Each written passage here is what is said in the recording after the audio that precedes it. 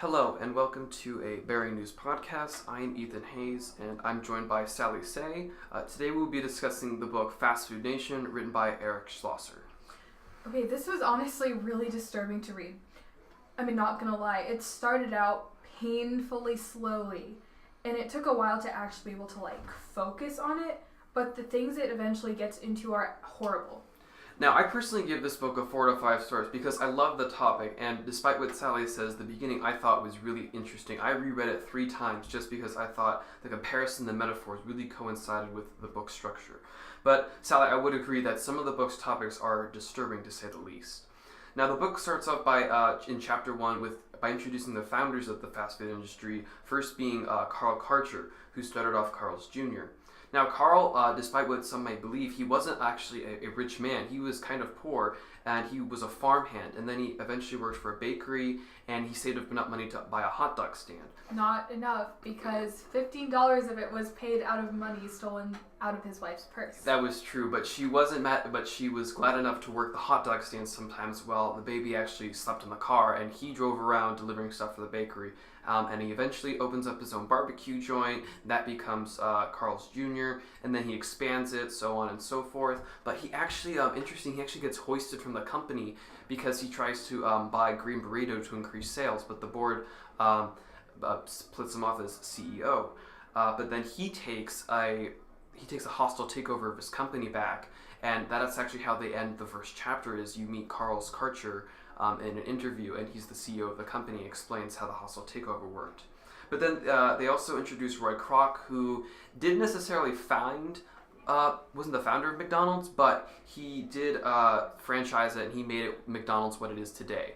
He actually got the idea for McDonald's from the McDonald's brothers, who had a little burger shack in California, and they had developed what's called the Speedy service, which is actually still used today. That's how you get your food at McDonald's and other fast food joints so fast. But he was actually a milkshake machine salesman, and they had bought so many milkshake machines, he thought, I might as well go and check these guys out, see what they've got, that they need 5 milkshake machines. And they needed 5 milkshake machines because they were producing so much product at that time that they needed that much machinery. And he falls in love with the Speedy service. He gets really behind it, and he's like, it's better than being a milkshake salesman, so I'm going to become the CEO of McDonald's. Now, he actually is a bit of a snake, in all honesty, and he takes the McDonald's right out from under the brothers. They're actually at the end of their journey, they actually can't use McDonald's anymore. They can't call their own place McDonald's because he copyrights it. So McDonald's should really be called Crocs. Yes, honestly, it should be called Crocs. And the golden arches that we associate with McDonald's, that was the McDonald's brothers. And if you want to learn more about this, I suggest watch the movie The Found. It really explains more in depth about this. But just a question to say quickly, in chapters 2 and 3, it also kind of mentions Walt Disney, because Roy Kroc is actually in the same World War II unit as Walt Disney, which I thought was pretty interesting. And there's actually a little letter correspondence between them. They actually have some workers, some marketers from McDonald's go over to Walt Disney, some from Walt Disney go to McDonald's, because there's actually they quote themselves saying there's a little difference between selling hamburgers and movies to kids. And at the end, it's sort of a cute wrap-up, I think. He ends up by talking about a 10-year marketing agreement with McDonald's between Walt Disney, and where you can sell McDonald's at Disney theme parks. And its last little line is, you can buy a Happy Meal at the happiest place on earth, which I thought was pretty cool. But enough about that. Let's get into the gruesome topics that Sally was discussing about earlier. So, why did Roy Kroc fall in love with McDonald's?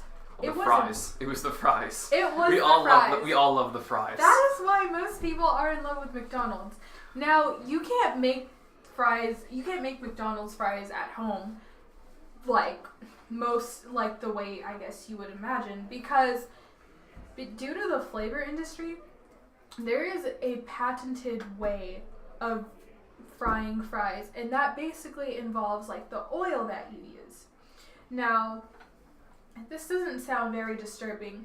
They fry their fries in a mixture of beef fat and vegetable oil.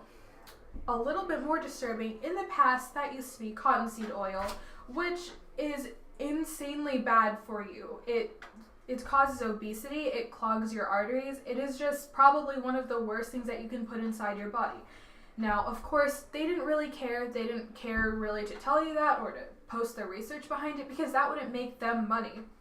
The flavor industry is like a multi-million-dollar business, and so they need to deceive, and they need to not tell the entire truth to keep people buying their products.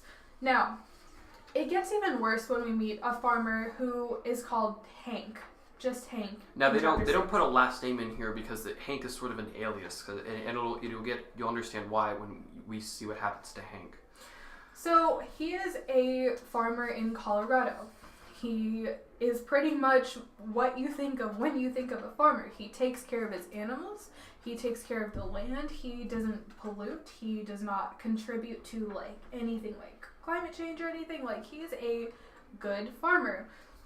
Now, he talks to the author about the difference from what he is doing and from what big cattle companies are doing, which he refers to as raping the land. They're breeding cows and they're pretty much torturing them. Yeah, they do not take good care of the land that they have. They don't take good care of their animals. But in the 70s, they are able to pretty much acquire a monopoly over the land, over pretty much all like the farming land that is there and the methods that are used. And it leads to people like Hank committing suicide because they are not able to make a profit. They cannot support their family. They cannot make. They get bought out. Their land gets bought out. Pretty much. Yeah.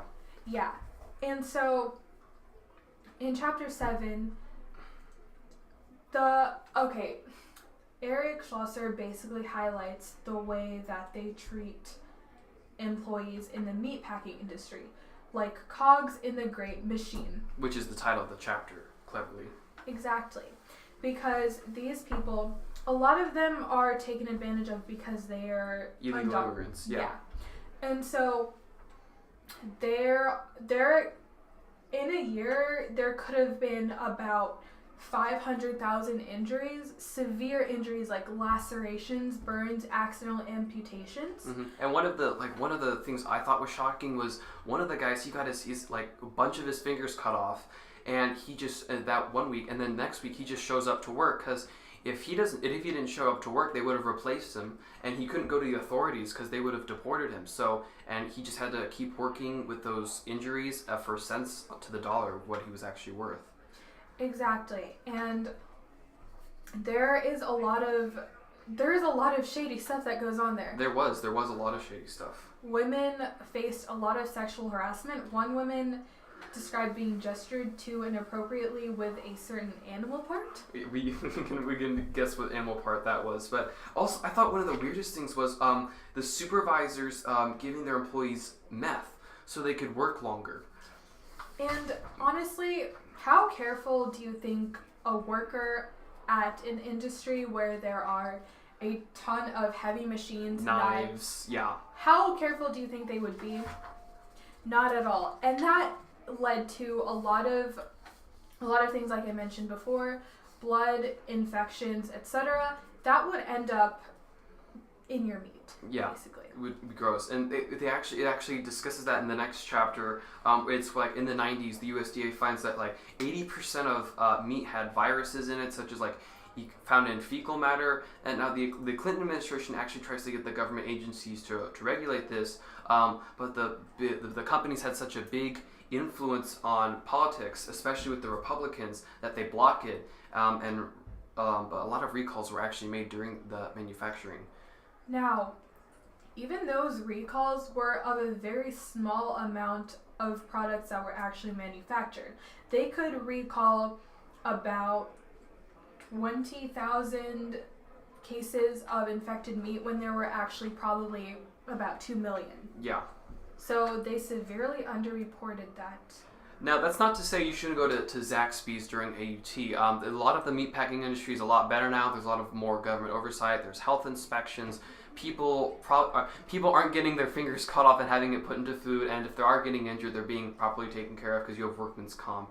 So it's a lot better than it is nowadays. But the book really shows you how things transformed from the early 1920s to now, and it really gets you thinking about how our food's prepared, how food affects you, and how it's affected other things besides just fast food.